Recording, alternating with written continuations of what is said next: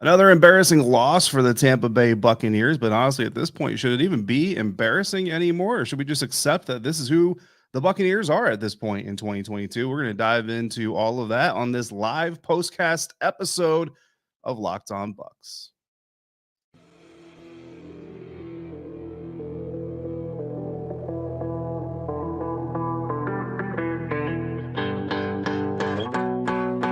You are Locked On Buccaneers, your daily Tampa Bay Buccaneers podcast, part of the Locked On Podcast Network, your team every day.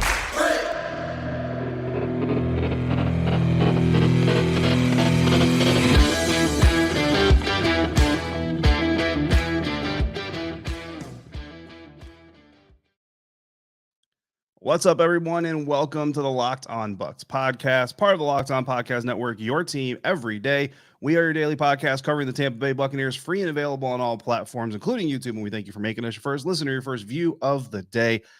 I am David Harrison, covering your Buccaneers for SI's BucsGameDay.com.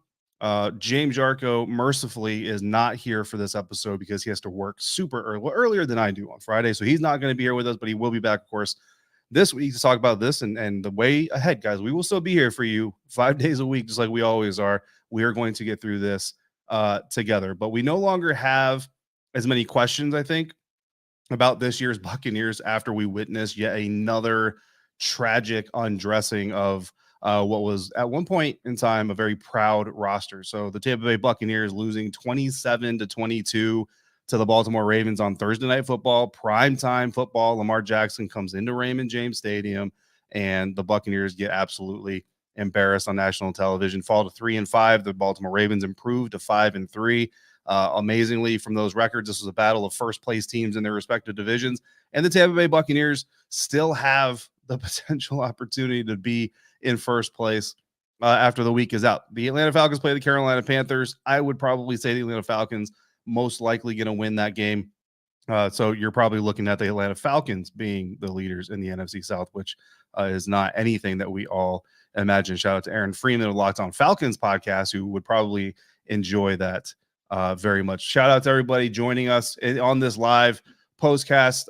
If you're out there, let me know where you're from. Let me know how you're doing. Dylan, Tyler, I see you guys. Scott, see you guys also in the chat. So I appreciate you guys coming through with us. I know it's late or early, potentially, depending on where you are. We have a lot of overseas listeners and viewers, so shout out to all of our overseas people. And of course, if you're listening to this after it's recorded, we appreciate you and love you guys just as much, especially Bucs fans. Right now, you guys are going through it.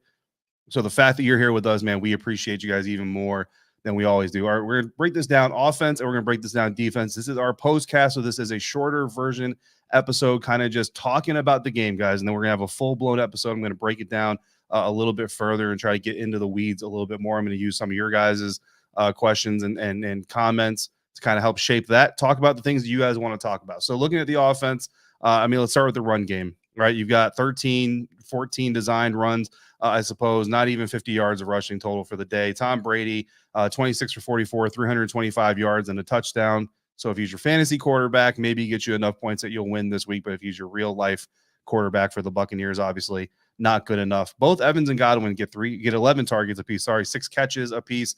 Evans with 123 yards.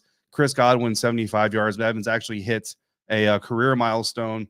So congratulations to him on a personal level. I can attest from seeing him in post-game locker rooms after losses, he does not care about his personal milestones one iota. But that kind of brings us to the next thing. At the end of the day, guys, I think what we're all witnessing is a team that lacks discipline, right? Shout out to John Ledyard. He was in Pittsburgh covering the Bucs game the same time I was.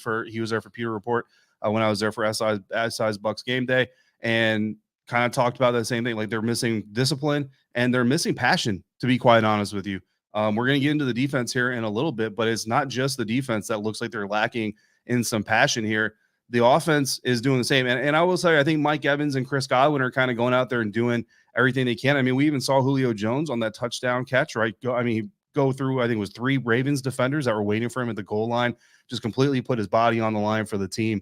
A guy who's been injured. And I personally have made the call saying, why haven't the Buccaneers put him on IR? So look, one way to make me shut my mouth a little bit is 1 play. That's the first step, right? Obviously, but 2, score, and then 3, put your body on the line like that. So Julio Jones showing that he's absolutely still a baller mentally, even if his body doesn't fully keep up.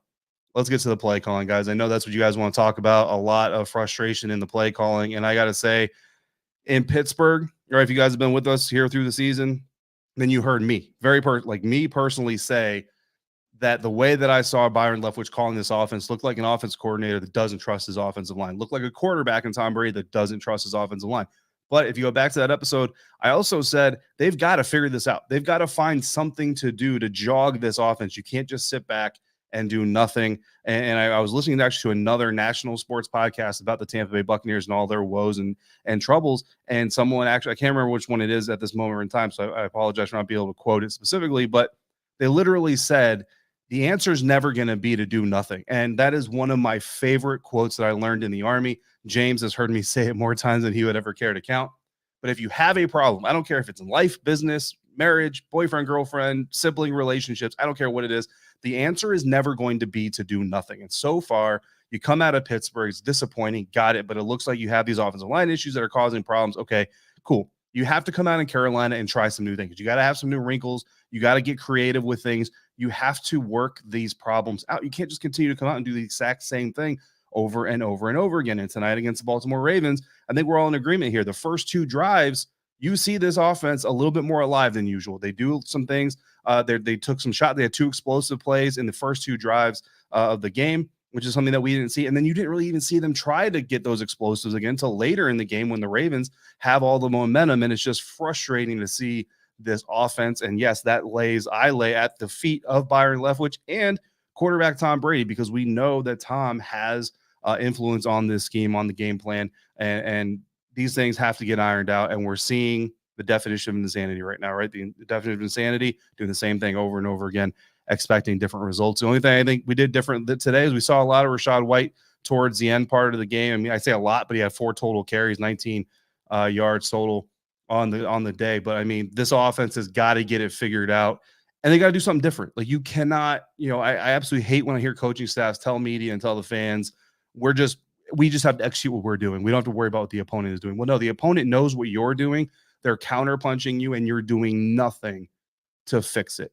The lack of passion, the lack of discipline is extended to the sideline. It's not just on the field, and it's not just on the offense. So we're going to talk about the defense here in a little bit, but I do want to get through some of the comments here. Tyler talking about, I believe Bruce Arians was on the sidelines for weeks 1 and 2, and we won those games. Can we bring him back as a sideline coach? And you laugh, but I mean, look, man, I mean, he loves Todd, and I get that relationship, and I don't think he wants to come in and steal any of Todd's thunder. But if you're Todd Bowles and you're a leader of this organization, I mean, if that's going to be an answer that helps your team, why not go ahead and do that? So Tyler, appreciate that. Scott PH123 saying, I give up on this team, brother. You are here with us, so you're not giving up yet. I get the frustration. Don't give up on us. Don't give up on the team.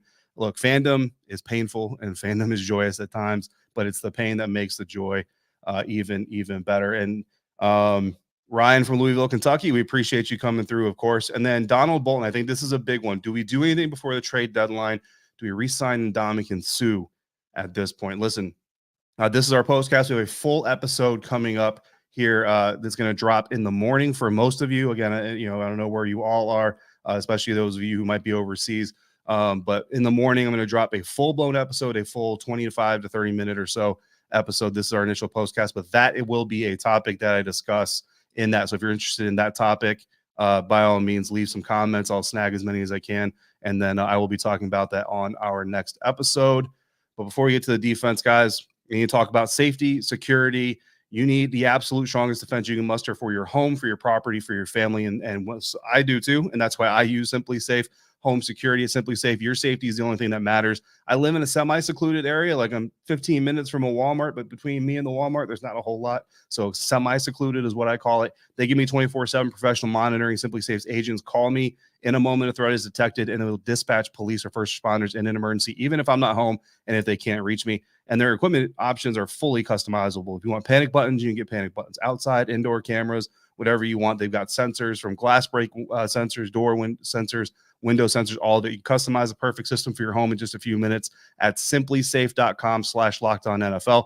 and save 20% on your Simply Safe security system when you sign up for an interactive monitoring plan and get your first month free. That's Simply Safe, SIMPLI, safe.com/LockedOnNFL to learn more. There's no safe like Simply Safe.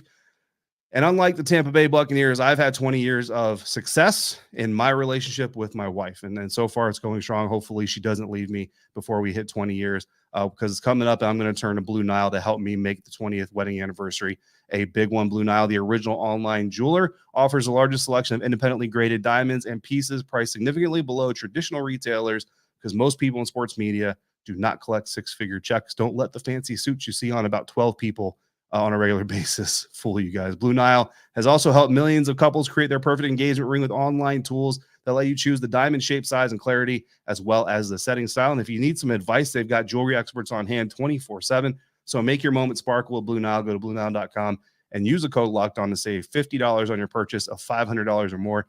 Again, that's BLUENILE.com. Locked On to save $50 on your purchase of $500 or more. BlueNile.com, code LOCKED ON. All right, guys, let's move to the defense here now. So we already talked a little bit about the offense.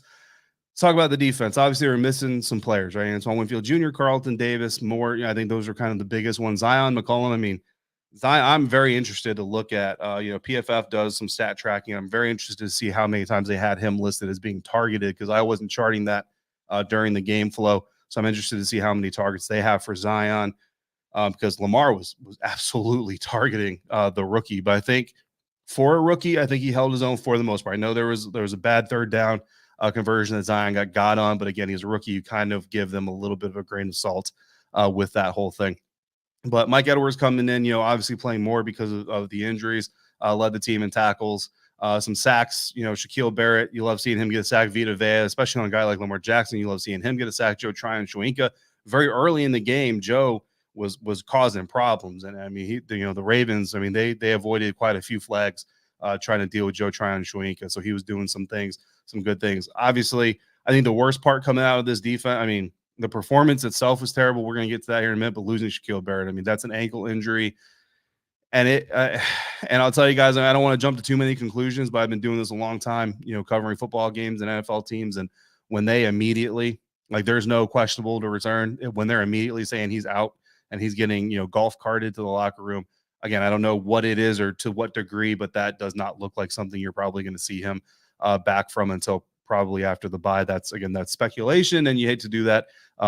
Big prayers out to Shaq. Shaq's a good dude. We talked to him on the show and off the show as well. He's a good guy. So we really hope the best for him. Now let's get to my main beef with this defense. And I know that, Todd Bowles is going to catch a lot of flack. We're going to dive deeper into kind of the coaching relationship. Guys, my beef is with Devin. It's with Devin White. I mean, number 45, captain of the team. If you guys have been listening to the show consistently, you've heard us talk about in past weeks. Obviously, not during the losing streak as much, but in previous weeks, his words, right? His post game interviews had drawn more highlights than his play had been drawing at the time. This is a guy who talked to the NFL scouting combine about wanting to be a $100 million linebacker. And I will tell you what I said then, and I'm going to reaffirm it now. Devin White is not a $100 million linebacker. And Devin White not only got beat by running backs multiple times in this game, he took bad angles on several occasions. One on a tight end. I mean, you're supposed to be Devin White, this linebacker, off-ball linebacker, super athletic, and and I get it. Some tight ends are more athletic than others, but I don't care. You're taking bad angles on linebackers. The only real solid play I actually really saw him even make was actually on a Lamar Jackson scramble where he had a bad angle and noticed it and fixed it in time to keep Lamar from getting a big game. But there was at one point, and I know I'm not the only one who saw it, there's one point where he's celebrating a first down.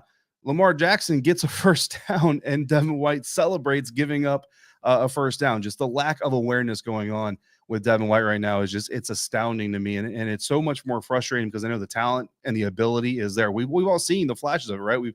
But we're not seeing it this year. And honestly, I would say we haven't seen it consistently for probably about 18 months worth of football. So that's more frustrating than the touchdown. I mean, look, you may not make the play, man. You know what I mean? You may not bring him down in time. I get it. But if you're a captain, like you're wearing that C on your chest and your team is out here struggling on a losing streak, you got to make – I mean, we've seen offensive linemen, you know what I mean, running downfield after like a pick six and just belly flop onto the ground, at least fake that you're trying to make an effort for your team, man. Like you're wanting to be the heart and soul of this team. And right now, if you're the heart and soul of this team, brother, the heart and soul is dead. And I think that's what we're seeing right now. So I don't know if you guys all agree with me yet. Again, I'm going to go through these live chat conversations. I appreciate all of you guys sticking with us and from wherever you are. I wish I had better answers for you guys. I really do. We're going to dive a little bit more into everything in our full episode. Again, I'll have some voicemails coming through. So if you haven't left a voicemail and you want to drop a voicemail and let yourself be known, please hit up the voicemail line.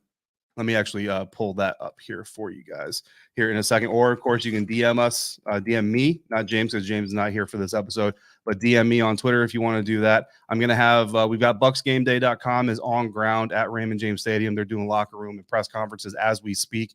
I'm going to have one or two of those guys. I'm not sure how many of them are going to join me in that full episode. So they've been at Raymond James Stadium tonight. So I'm going to get kind of their insights from being there and then their takeaways from the press conferences and talking to the players, the mood in the locker room, talking to the coaches, obviously Tom, all that thing, all this stuff. If you have opinions, guys, 813-444-5841 is the voicemail line. If you want to get in on the conversation, we're going to play as many of them as we can. And, you know, I will tell you guys, I see a lot of Brady comments in the chat, and that is a newer development. A lot of people have been coming at James specifically for kind of putting some of this on Tom Brady, and I kind of came to his defense, and I'm glad to see that some of you, I'm not glad to see people piling on Tom, you know what I mean? That's not what I want, but that's the truth of the matter. So I'm glad to see that a lot of you guys are also getting on board. Scott PH123, what's wrong with Devin White?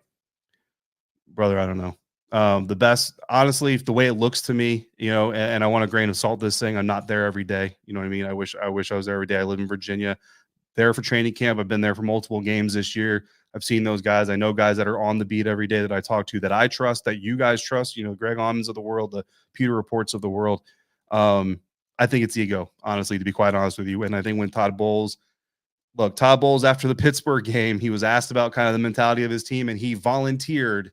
If guys are living off the Super Bowl, they're living in a fantasy land. That was not a specific question that was asked. That's something that Todd said unprovoked, and that is important. I think Devin White is one of those guys. His teammates aren't going to out him for it, and I respect them for that, you know. But I think that's exactly what it is. Alan Benson is saying Achilles allegedly. Oh man, that's for Shaquille. You know, prayers out to Shaquille, man. That's not a guy you want. I mean, you don't want to see anybody get that injury, but of course.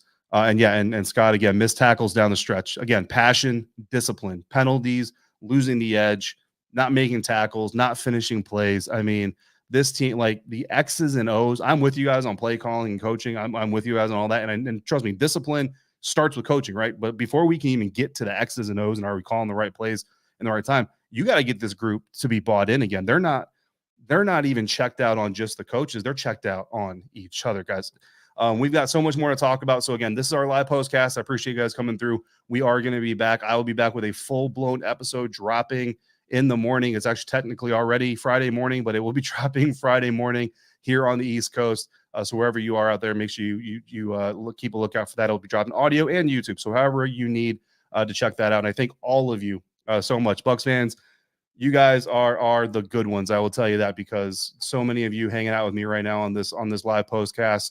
And I know it's painful. So I appreciate your dedication, and I appreciate you allowing me to be a part of your group therapy session. Hopefully that's what we're all getting out of this. I thank you for making Locked On Bucs podcast your first listen of the day. Because look, it's 12:03 Eastern time. So literally your first listener, your first view of the day, guys. So I appreciate you being here with me for your second Locked On Sports Today. I literally just finished the spot with Peter Bukowski on Locked On Sports Today. He does a great job. We talked a little bit about this game as well, from the games that matter, the biggest storylines. Go beyond the scoreboard with the local experts that only Locked On can provide. Locked On Sports Today available on this YouTube and on whatever app you catch your podcast on. Again, I got a full episode coming in about 6 or 7 hours that will be dropping YouTube and audio. So make sure you check that out. I'm David Harrison. Till we speak again, Bucs fans, you're some of my favorite people, man, for a reason. You guys are loyal, and I appreciate you. Make sure you're checking out everything that I'm writing at BucsGameDay.com. Check out James at BucsNation.com. Follow, like, subscribe on YouTube or your podcast catcher of choice. If you're out and about, please be safe, be kind to one another, and thank you for joining me right here at Locked On Bucs.